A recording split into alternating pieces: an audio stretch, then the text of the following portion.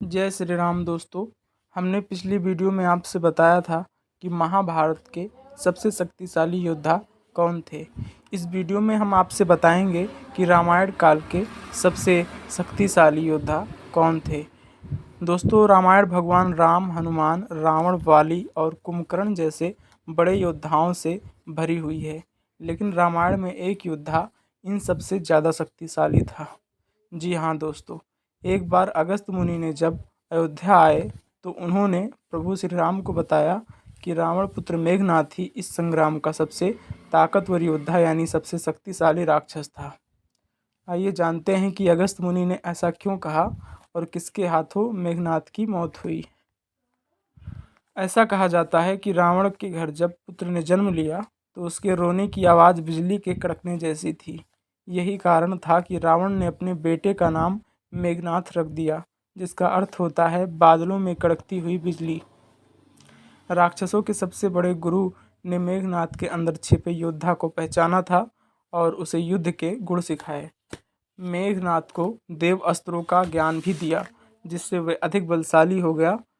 मेघनाथ अकेला ऐसा वीर था जिसके पास ब्रह्मास्त्र समेत पशुपता अस्त्र और वैष्णव अस्त्र थे।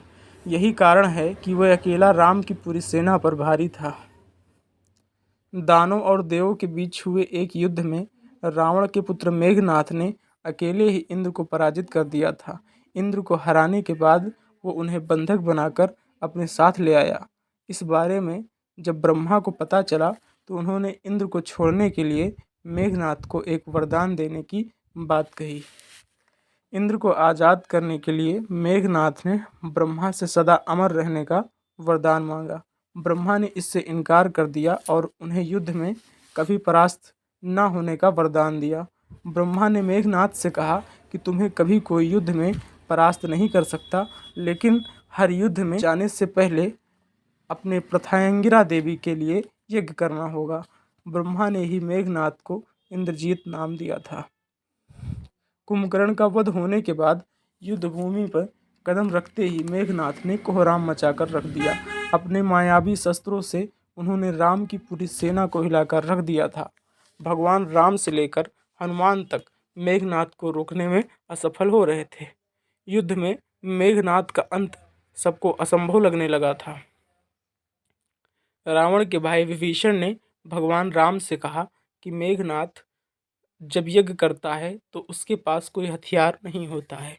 मेघनाथ को मारने का सही मौका यही होगा। हालांकि ये चाल भी काम न आई और मेघनाथ बचकर निकल गया। बाद में रणभूमि में उसका सर्वनाश लक्ष्मण के हाथों हुआ। अगस्त्य मुनि ने राम को बताया कि इंद्रजीत रावण से भी बड़ा सूरवीर था। लक्ष्मण के हाथों उसका संहार हुआ और केवल वही उसे मार सकते थे। राम ये बात सुनकर काफ़ी हैरान हुए। तब अगस्त्य मुनि ने बताया कि वरदान देते वक्त ब्रह्मा ने मेघनाथ से कहा था कि उसका वध ऐसे योद्धा के हाथों ही हो सकता है जो 14 वर्ष से न सोया हो। भगवान राम के पूछने पर लक्ष्मण ने बताया कि वनवास के समय वह 14 साल तक नहीं सोए थे।